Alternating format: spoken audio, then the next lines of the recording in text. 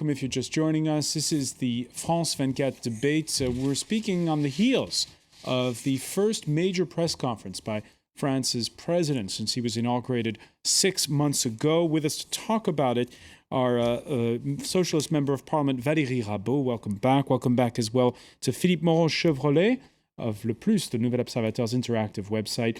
Craig Kopitas of Quartz, the Atlantic's business website. And joining us from London, Felix Marquardt, public relations consultant and founder of the Atlantic Dinners. If you're just joining us, this was Hollande's first major press conference as president. His predecessors facing the press, sometimes regularly, sometimes almost never, depending on who, always with a lot of pomp and circumstance.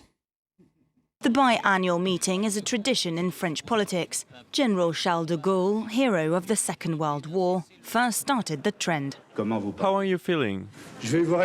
I'll give you a straight answer. I'm not too bad. And don't worry, one day I'll definitely die. Then came Valéry Giscard d'Estaing and François Mitterrand, who only chose to speak out during key moments of his leadership, like in 1990, during the Iraq War. As for Jacques Chirac, he wasn't a huge fan and only gave 4 of such conferences in 12 years. Nicolas Sarkozy, however, was more talkative until journalists asked him about his relationship with singer/model Carla Bruni. How can I put this? As you can tell, it's going well, but the press will not decide our wedding date.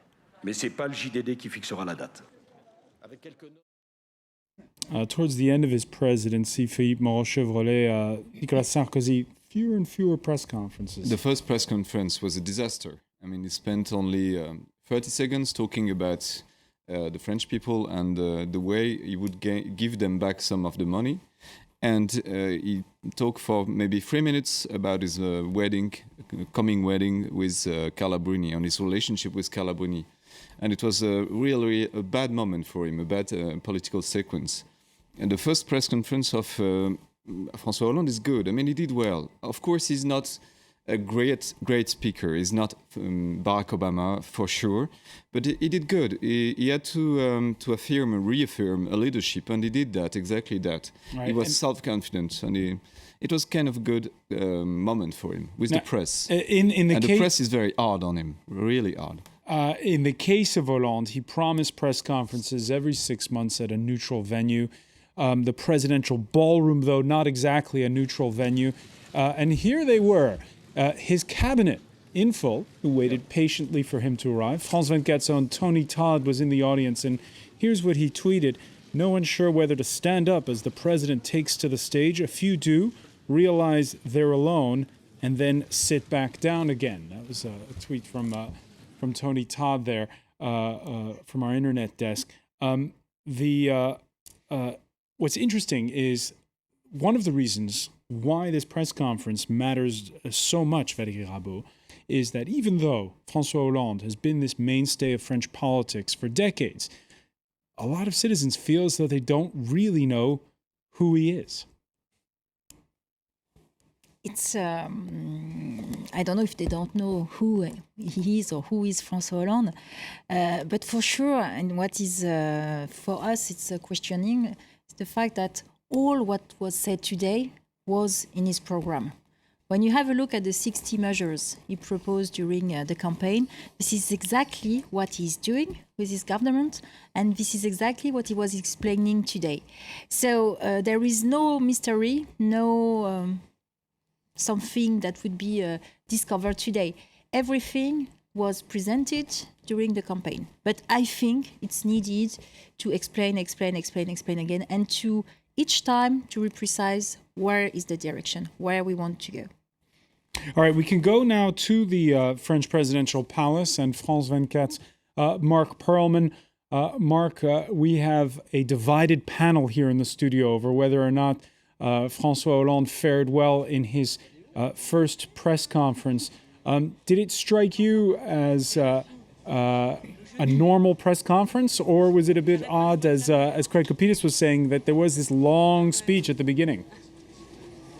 Well, this was the plan, that François Hollande would deliver actually what is in effect a speech, 40 minutes speech, because he wanted to address the French people before he answered questions from journalists. He wanted to explain what was happening on the key issues of unemployment, of boosting France's competitiveness, and how he would be judged on making sure that there's less unemployment at some point during his mandate. So clearly he wanted to address the French. So it was indeed very formal in the first part, but then there were questions and answers. And for once, should we say, maybe because it was a long press conference, nearly 2 hours and a half, the questions were not scripted before.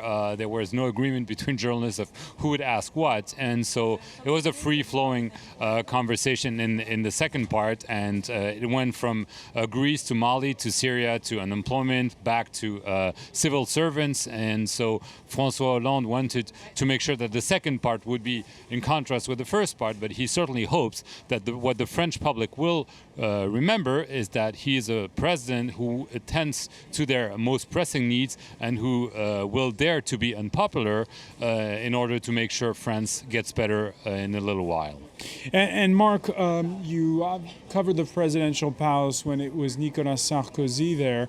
How different was the mood among the press pack?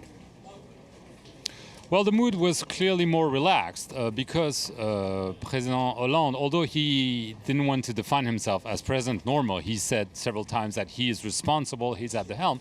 He likes to crack jokes and obviously makes sure he feels more relaxed and makes journalists feel more relaxed, much less aggressive than Nicolas Sarkozy. We remember his first press conference at the time. He took to task a journalist, Laurent Geoffrin, who was at the time with Libération, very rudely, and he used this tactic sometimes when he didn't like a question to really take the journalist to task, and the journalist was left with no weapon to respond because he could not answer the president's criticism.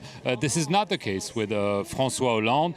Sometimes he dodges question, but he does so with a smile or with a smirk, and so journalists are feeling more relaxed and can feel they can also ask more questions. All right, Mark Perlman, thanks for that update from the French presidential palace. Felix Marquardt, your thoughts? Is this about having a really nice guy? Because we had, for 12 years, we had a very, very nice guy who got along with everyone from Corrèze already. I fear Former that President Jacques Chirac. Yeah, I mean, we have a problem here. This is not about, I mean, good presidents are not just nice guys that people get along with. And I'm concerned when we spend so much time talking about the relations of Mr. Hollande with the people in the room just now. I mean, the issue at hand here was to confront two things. One is sinking popularity in the polls of Mr.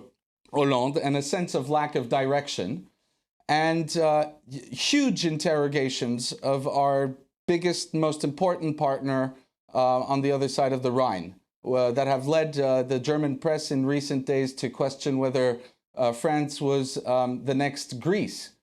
I fear that this has not been answered. I have the feeling, I don't know him personally, that Mr. Hollande is indeed a really nice guy. But I'm not sure that, frankly, France needs a nice guy these days. All right, and let's pick up on that point. Before we look to the next press conference in 6 months' time, let's look at next week. François Hollande's prime minister travels to Berlin on Thursday to prepare next week's European summit. It comes at a time when the Germans are expressing growing doubts over France's true ability to reform. Tabloid Bild headlining recently, "Could France become the new Greece?" Last week, a close ally of the German Chancellor, CDU parliamentary leader Volker Kauder, told Der Spiegel it would be good if the French socialists really committed themselves to structural reforms. That would be good for the country and for Europe. We spoke with the European Affairs Minister this morning, Bernard Cazeneuve, Valérie Rabault, the Anglo-American Press Association. Yes. He promised that everything was going swimmingly with the Germans. But François Hollande seems to have a genuine problem getting along with Angela Merkel. I don't think so. I don't think so at all. When you are reading the German newspapers, I've seen the Bild, das Bild, but it's not what was written last week after the presentation of the Euro Pact. Not the shock, but the pact. And what was written is that there was good measures taking the good direction. So I don't know where this article was written in the German newspapers, but this is not what I've read a few days ago. Regarding now the relationships between François Hollande and Angela Merkel, I think it's not what we've seen before with Nicolas Sarkozy. François Hollande and Angela Merkel, they can discuss together without having some rumors every day. They can work seriously together. I think this is a common point they have together, to work seriously, not to having big speeches or rumors that explaining blah, blah, blah. No. What they want is to have, they know that the relationships between Germany and France is crucial for Europe. Is crucial, and they work, I think, seriously together on it. And both sides putting up a brave face at a preparatory meeting for that EU summit. The finance ministers of the two countries downplaying the differences that have been highlighted in the press. There is no hesitation since I started this job. I've worked with Wolfgang Schäuble with confidence. The first phone call I made was to him. The first person I visited was him, despite our differences. Very friendly from the start. Different leanings and nationalities, and we have a very trusting relationship. Craig Capitas, the German press, obviously, they're entering a campaign period there. When you look at the real situation between the two nations, do you get the sense that it's worse, better than it was before? I wouldn't put it in terms of better or worse. I would put it in terms of Germany is more firmly in control of the engine of the economy now than it was when Sarkozy was in power, who was, he had his problems too. The, perception is everything in politics, and sometimes perceptions are true. And in this instance, if you read the German press, and the buzz when you get out of France is that Monsieur Hollande is Miss Merkel's poodle, and that's not a good place to be. This is real politique. Whether one was a fan of François Mitterrand or not, François Mitterrand was a leader. Times were different then and now, but if a character who was a leader like Mitterrand were in the Élysée Palace right now, I think the Germans would be getting a little bit of their own, that they'd be getting a lesson in reality and realpolitik. So what are you suggesting, that he was too quick to give up the game when he went along with, for instance, approving the golden rule on balancing the budget? It's not golden rule. What is it then? It's a target of -3%, and there are a few rules at the European level, but it's not golden rule, because it would mean that it would be in the constitution, and it's not the case. It's not the case. France is a G7 country. France is a wonderful country, making wonderful products with a good workforce. It has lots of problems that it has created here. What you can say for certain is that Hollande is trying to take the socialist bull by the horns here and saying we have to modernize. I just wonder, in this arena that he is in now, if he has the chops to pull it off. He's trying. He's improving, and I see progress. I agree with you on something. That is a real question I have for a socialist MP, is why don't you call austerity austerity? If you are taking austerity measures, and everybody around you thinks that you are taking austerity measures, why don't you call them austerity measures? Oh, you're right. That's one point. Maybe his leadership would be stronger. Why do you keep talking? Even his closest communication advisors during the campaign were saying it's not at all a communication way. It's on the economic. It's a communication issue. He would be stronger if he would just say what he does. It's a mistake. It's an economic mistake. I don't agree with you on that. He's taking austerity measures. Austerity we mean for everyone. Yeah, that's for everyone. It's not the case. It's not the case today. It's not for everyone. an effort is requested to French people, of course, but it's calibrated. It's calibrated based on revenues, on large companies, etc. Take the small companies today. Their taxation will not increase for the small companies today. Yeah. And they will argue that their taxation is already too high. All right, Felix Marquardt, I see you shaking your head. No, I think there's one thing that I find extremely that shows me that there's an issue is this insistence on France's historically low borrowing costs, as if this was a measure of investors' confidence in France. It absolutely is not. Everyone has huge doubts about France and its capacity to overcome its current situation. Felix is right. He is echoing the market sentiment. Sorry. If there was no confidence, if there were today this is a joke. It's not a joke. The fact that France's borrowing costs are so low is the mechanical result of France being lumped together with Germany, which is indeed taken seriously. France is not.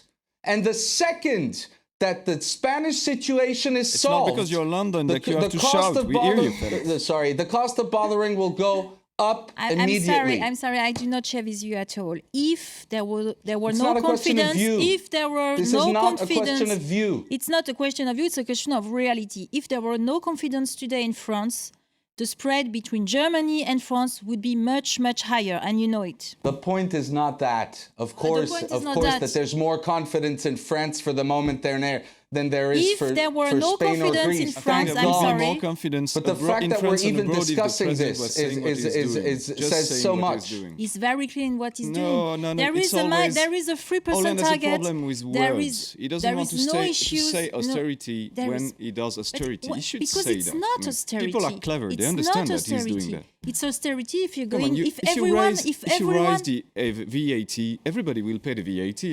I mean, everyone will pay the rise in the VAT. Right, so there's a lot of semantics. No. This is why he explained that he's protecting. The fact that we're having this discussion about semantics is in itself says so much in itself. All right. Yeah, that's true.